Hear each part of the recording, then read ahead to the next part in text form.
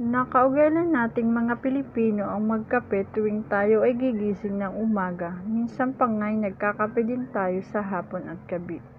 Alam nyo ba na meron palang 3 mistakes sa pag-inom ng kape? Dito sa video natin to, aalamin natin ang 3 mistakes sa pag-inom ng kape. Let's start!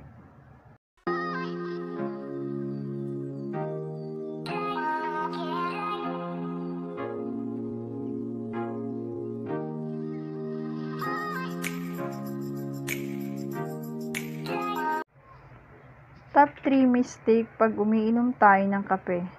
Una, umiinom ka ng kape nang walang laman ang tiyan. Pag lagi mo itong ginagawa, pansin mo na dighay ka ng dighay. Ito ay dahil ang kape ay pinadadami ang acid sa sikmura. Dahil walang laman ang tiyan, wala magne-neutralize ng acid pag umiinom ka ng kape.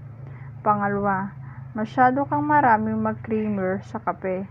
Kung ikaw ay acidic or may acid reflux, mag-limit ka ng paglalagay ng creamier at 1 to 2 teaspoon ng creamier lamang ang lalagay mo sa kape mo, o mas maganda na wag mo na lang lagyan ito.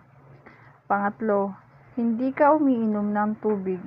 Pag umiinom ng kape, mas mabilis kang ma-dehydrate, kaya pansin mo na after mong uminom ng coffee ay natutuyo ang labi at dila mo. Hanggang dito na lang po ang aking maikling ginawang video.